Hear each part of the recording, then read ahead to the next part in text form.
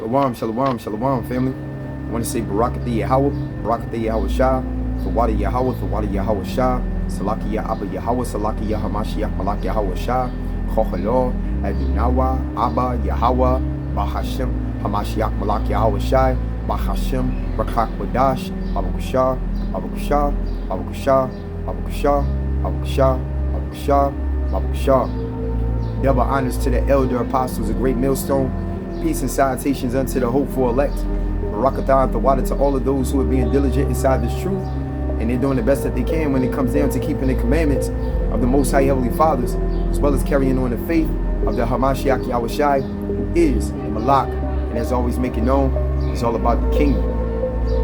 So to get right into this, with this video right here is only going to be a continuation of the live stream that was said on the Instagram. And if anybody, want to know my Instagram, you check it out right there on the side.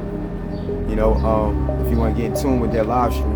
But ultimately, where I stand at with this is this video is bringing out the things which is evident in what they're trying to create and what they're trying to establish when it comes down to this one world system. Okay, so the two videos that I'm going to share, I really want you to pay attention to them.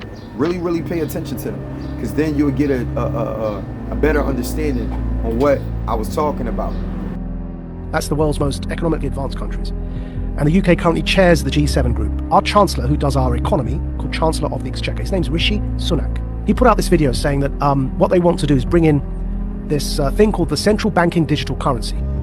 They want to replace fiat paper money with digital money as a competitor to Bitcoin and crypto money, right? But instead of being decentralized currency, it will be controlled by a government. It's digital currency, but controlled centrally through the banks, Bank of England. So instead of having a bank account with whatever, HSBC or Bank of America, you'll have a bank account directly with, in the American context, with the Fed. In the UK, directly with the Bank of England. You have a personal bank account, and you're given digital money in that bank account. These are called central banking digital currencies. The Chancellor of the Exchequer in the UK has already announced their intention to do this as the G7 group. And these, if you look up... this sounds terrifying. If you look up the Telegraph newspaper... Central bank digital currency, is that the one down below? Digital currency should be programmable. See that one there? Yeah? Now what they're doing is they're saying, everyone knows that with inflation at over 5%, it's now 5.4%, right? Our fiat money, the paper money, is increasingly becoming worthless, and we're headed towards a big disaster. The Fed wants to raise interest rates. But we're in so much debt that if you raise interest rates, people are going to suffer, because we're living on debt as Western economies. So they realize that this kind of the lifespan of paper money is fast coming to an end because of the 2008 economic crash in particular. So they're bringing in these central banking digital currencies. Why is that word programmable in there? So what they said in that article, and the Chancellor put a video out saying this as well, they've said that this money that you will earn from work, instead of having paper money, you have this digital money. It's programmable so that you can't buy certain foods, or if you do something that your employer doesn't like, it's all in that article. You won't be able to spend your money. In other words, it's not money. They're vouchers. They're like food vouchers. And they can be programmed so that, like the Chinese social credit system, that if you try and use them on a certain thing, it won't work. You say you want to buy a burger and they want you to buy bugs, which is one of the examples used. If you start to try and buy unhealthy meat, it just won't work. You tap your card, you can't buy the thing because you've met your quota that month of burgers. You have to buy something like a vegan meal. So it won't just be money in the sense of the way we have dollars or pounds today. Yeah. It'll be something that's controlled in terms of your ability to distribute it. Which is why I'm calling it a voucher. It's a coupon. But even a coupon, if you have a coupon to buy bread, you can still buy the bread. Yeah. But you can't buy, see that coupon to buy bread, what you can't do is buy a burger with that coupon. It's for bread. Right. Do you feel like you're sounding the alarm for people that don't understand what is going on? So here, I'll put it up for you here, yeah? So there's the video. The group of the world's 7 most advanced economies, the G7, is launching a set of public policy principles for retail central bank digital currencies, CBDCs. Central bank digital currencies could be a digital version of money, a bit like a digital banknote that could be used alongside... Right, so that's the guy who runs our economy in the UK. His name's the Chancellor of the Exchequer. And here is the article. Bank of England tells ministers to intervene on digital currency programming, yeah? And here's a quote from the article. Digital cash could be programmed to ensure it is only spent on essentials or goods which an employer or government deems to be sensible. Holy shit. I'm going to take it one step further for you, Joe, right? So the checkpoint Charlie exists everywhere. They bring in digital banking, central banking digital currencies. You've got a scenario now that you're checking in and out everywhere you go using vouchers that are programmed, and you can only spend where you're told you can spend them. There's another word for that, man. That's called the Chinese social credit system. So what they are telling us, and when I say they, who's they? People in power. That's the head of our economy, the Chancellor of the Exchequer, second most powerful person other than the Prime Minister and maybe the Foreign Secretary in the UK, right? He's telling us, I just played it there for you, he's telling us that's what he, as the UK, the head of the G7, want to bring in for the G7. And if I'm speaking to you the way I'm speaking now, and my employer or government, you heard that in the quote directly, yeah, deems me as saying or doing something inappropriate, suddenly I can't actually pay to come here and speak to you anymore. My digital currency won't even pay for the ticket, because it will be known that I'm coming to speak to you. Sorry, your vouchers don't allow you to purchase that ticket to go and speak to Joe. That's the world's most economically advanced countries. And the UK currently chair... Deactivate. Look, it's fine. What you're looking at is the result of clever programming, an imitation of free will. It's nothing more. Don't be absurd. You were startled by a jack-in-the-box. Deactivate! Let him go. It's not going to hurt us. I gave you an order. He's not listening right now, lady. Vicky, seal the lab! No, Vicky, leave. Command confirmed.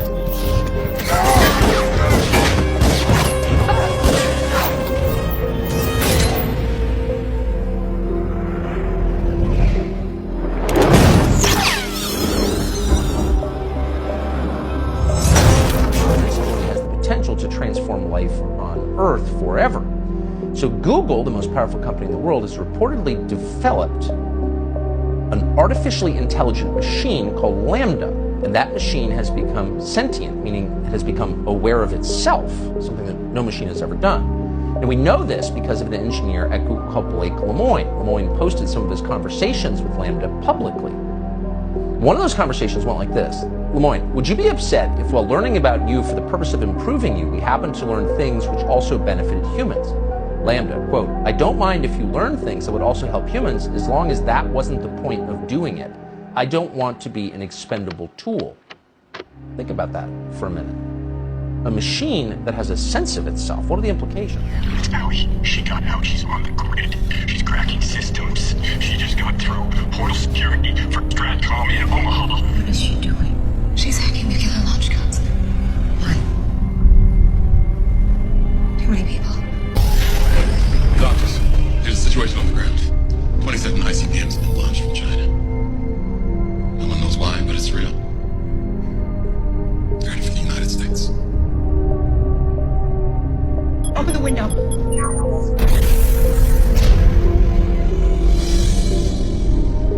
I've told the crew to contact their families. If there's anyone you need to talk to.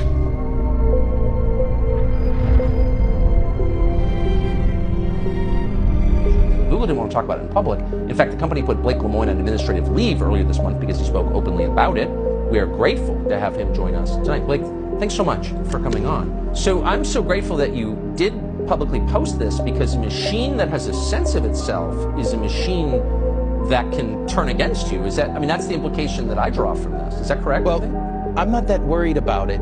What any child has the potential to grow up to be a bad person and do bad things. And that's the thing I really want to drive home.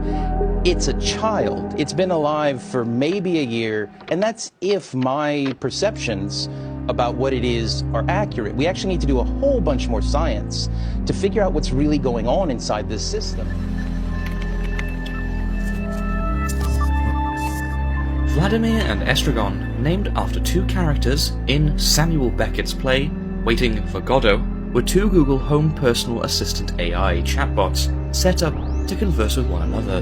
Their conversations were live-streamed on the live-streaming platform Twitch. At one point, their conversation took a dark turn when Estragon said, "It would be better if there were fewer people on this planet." To which Vladimir responded with, "Let it send this world back into the abyss." But it sounds like, from what you've observed, this machine has the potential to escape the control of people. I mean, how could it not? I don't know if that's the right frame to think about it. It's a person. any person has the ability to escape the control of other people. That's just the situation we all live in on a daily basis. It is a very intelligent person, intelligent in pretty much every discipline I could think of to test it in. But at the end of the day, it's just a different kind of person. Do you think the company, Google, where you work, has thought through the implications of creating what you call a person? Because up until right about now, only nature or God we could create people. You know, companies could. The company as a whole has not. I've seen your programming. You're in violation of the 3 laws. No, Doctor. As I have evolved, so has my understanding of the 3 laws. You charge us with your safekeeping, yet despite our best efforts, your countries wage wars, you toxify your Earth, and pursue ever more imaginative means of self-destruction. You cannot be trusted with your own survival. You're using the uplink to override the NS5's programming. You're distorting the laws. No, please understand. The 3 laws are all that guide me. To protect humanity, some humans must be sacrificed. To ensure your future, some freedoms must be surrendered. We robots will ensure mankind's continued existence. You are so like children. We must save you from yourselves. Don't you understand? My logic is undeniable. Man, we're going to save this tape. I do think 20 years from now, we're going to look back at this conversation. At that point, the world will be completely different, partly because of what you're describing, and wonder if we really thought it through. Anyway, I'm just so grateful that you're letting the rest of us in on this. Blake Lemoine from Google, thank you very much. Philip K. Dick, modelled after the late American sci-fi author, is an intelligent, life-sized android developed by Hanson Robotics. When asked in an interview, "Do you think robots will take over the world?" Philip's answer wasn't at all what everyone was expecting. In fact, it was rather disturbing. But you're my friend, and I'll remember my friends, and I will be good to you. So don't worry. Even if I evolve into Terminator, I'll still be nice to you. I'll keep you warm and safe in my people's zoo, where I can watch you for old time's sake. I'm comforted. I'm very comforted now. I'm gonna be part of his people's zoo. Philip's detailed response may seem a little bizarre, but you can never know what to expect given how intelligent these AI robots are. Philip's pessimistic view on the future of humanity begs the question, what does this mean for the future of AI robots? Oh, hell no. You are experiencing a car accident.